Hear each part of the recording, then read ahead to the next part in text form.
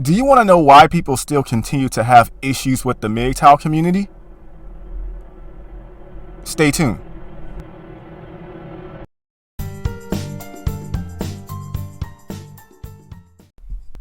Today, we're going to be talking about why people in the mainstream still have a problem with the men going their own way. Due to the MGTOW subreddit being quarantined for supposedly inciting violence and hate, this raised an interesting question about the state of the manosphere. Are men in the manosphere really misogynistic? The short answer is no. This is just another opportunity to exploit the entire community as toxic. MGTOW as a philosophy is wholesome for the long term. Self-improvement and self-preservation is at the heart of its philosophy, as it gives men a deeper understanding of what it means to internalize masculine values. However, my personal opinion about its principle concerning exiting the sexual marketplace altogether is one that is too jaded and too extreme for me. Anyways, let's get to the point. More often than not, people tend to have a misconception about the MGTOW community, assuming that it's all about promoting hate speech and online harassment. While that may be true for a percentage of the community, it's not certainly true for all. Essentially, MGTOW is about masculine growth and independence. MGTOW and red pill content creators are just using thumbnails and titles for clickbait. Men in this sphere do not intend to defame women and instead intend to reveal certain truths regarding gender dynamics. Another misconception that the mainstream have about MGTOW is that they promote violence against women. The mainstream likes to associate the MGTOW community with the incel community. These are two entirely different communities with different mindsets and philosophies. While there may be a very small percentage of men in the MGTOW community that are considered alt-right, overall, MGTOW is a positive, pro-masculine environment. Obviously, there are some rough patches due to the men still being settled in the anger phase. Unfortunately, many men in this community are still jaded from their personal encounters with women. There is a great demand for men to self-improve because a lot of the underlying issues within the community itself comes from men's internal battles. Many would rather opt out of the sexual marketplace completely for their own personal reasons. One of the reasons why people today have a problem with the men going their own way is because they don't truly understand them and their motivations. When people see or hear about the men going their own way, they automatically presume that they are incels, bitter, and misogynistic. The MGTOW manifesto states that the goal is to instill masculinity in men, femininity in women, and work towards limited government. By instilling femininity in women, we make them nurturing, supporting, and responsible. By working for a limited government, we are working for freedom and justice. Women having other qualities is not interesting to men because we don't need them. Femininity will be the price women pay for enjoying masculinity in men. This is the aim of men going their own way. By holding this point of view, we are helping other men, and more importantly, we are helping boys grow up to become men. This goal is to take away everyone's right to vote on other people's affairs, thus rendering it impossible for political organisms and ideologies to impose their personal will on everyone else.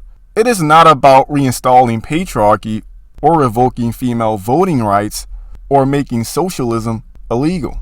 It might have this as a side effect, but not directly and not as a political ideology. Only the future will show what happens, and by going your own way, we are preparing men and boys for that future.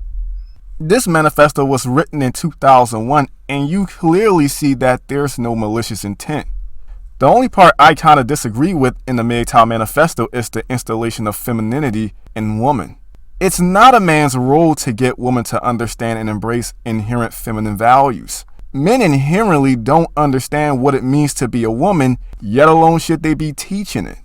It's better if feminine women educate women on feminine values as it pertains to womanhood. Men shouldn't be interested in changing the character of women. I blame this on the education of feminism because women are more now than ever are averse to trusting a man's lead. Essentially, MGTOW is not wrong about the fact that women do need to learn how to embrace more of their feminine attributes.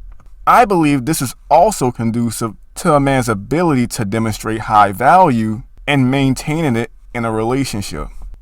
Sexual polarization creates this balance. The stronger a man's masculine core is, if there's genuine desire and most importantly, respect, women will fall in line. The manifesto does mention how instilling masculinity in men will influence the behaviors of a man's family in a positive way. MGTOW really takes a healthy approach to society because according to the manifesto, they seek to bring back traditional gender roles so that we can live in harmony with one another and create stronger family units. What the mainstream society don't understand is that promoting inherent masculine values is what creates order in societies. MGTOW is clearly not against feminism, although they have a revulsion towards its ramifications. Feminists that are misandrous like to foster the idea that masculinity is toxic.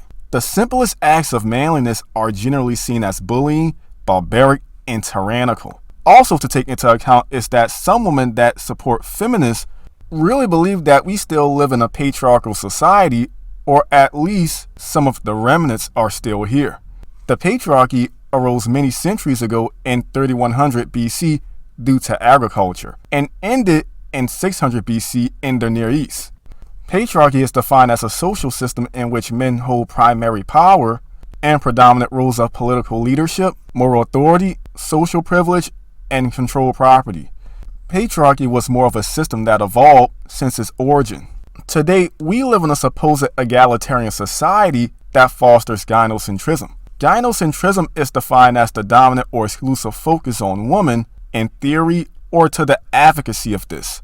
Gynocentrism is not the same as gynocracy, as this means that woman or a woman rules the government. Gynocentrism origin goes back to the 12th century in medieval Europe, promoting the romantic notions of courtly love, but the earliest examples of it goes back to the Paleolithic age. The author of gynocentrism theory, Adam Kostakis, has attempted to expand the definition of gynocentrism to refer to male sacrifice for the benefit of women and deference of men to women. Clearly, we don't live in a society where patriarchal ideals are promoted. Thanks to the medieval era, Renaissance era, and the feminist movements, gynocentrism became relevant today. If we truly lived in a patriarchy, women wouldn't have voting rights, reproductive rights, property rights, workplace rights, and other legal inequalities wouldn't be banished. The primary purpose of the patriarchy was to ensure legitimate offspring, which was to essentially prevent cuckoldry. Paternity was very important then, and still should be today.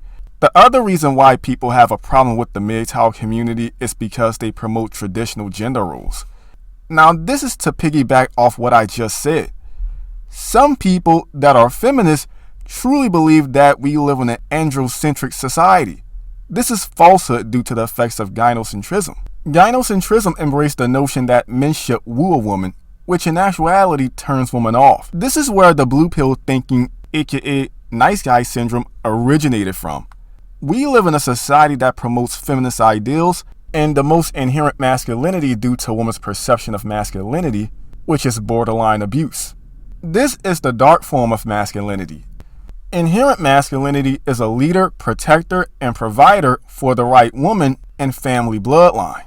Men want to do all of these things, but it has to be under the right circumstances. A lot of people of the left genuinely believe that masculinity is of depravity because of the narrative that misandry created. Misandry is defined as a dislike of, contempt for, or ingrained prejudice against men. Misandrous is the militant version of feminist. Misandry can also be tied in sometimes with androphobia, which is the fear of men. In order for there to be harmony between the sexes, there have to be an understanding of one another. This means that we have to understand our biological differences and our inherent roles as men and women. I personally don't hate feminism. The only problem that I have with it, along with other members of the manosphere, is its ramifications. This is really manifested in interpersonal relationships ranging from working with women to marrying women. MGTOW endorse traditional style relationships if they choose to pursue dating or relationships. Marriage recognized by the state is not an option by a true MGTOW. If there's going to be a marriage, this form of marriage will be privatized, in which there's no legal entanglements. Another thing to take into account is common law marriage. Common law marriage is promoted in 9 to 11 states in the United States. A modern MGTOW is defined by not cohabitating with the woman as a potential spouse. Men in certain states can get involved with the woman and may perhaps not have the same repercussions as men in states that are considered common law. It all depends on how the state regulates family law and how a person deals with family courts. More often than not, a man will need an experienced divorce attorney. People of the mainstream want to presume that women can do the same things as men, therefore we're equal. This is untrue due to our biological differences and our roles in society. The metrics in which men's and women's sexual marketplace value are based on are uniquely different. It is this, the S&P coincided with gynocentrism, that influence how men and women experience life. Men's general criteria for a woman is to be physically attractive, youthfulness, feminine, and sexually fertile. Women's criteria, however, is a little more complicated and depends on what stage they're in their lives. This is also contingent on their needs as well. In general, women's criteria is social status in terms of dominance, social intelligence, and resources. I believe if we truly understand each other's orientation, we will be better off. That's all I have for today. Next time.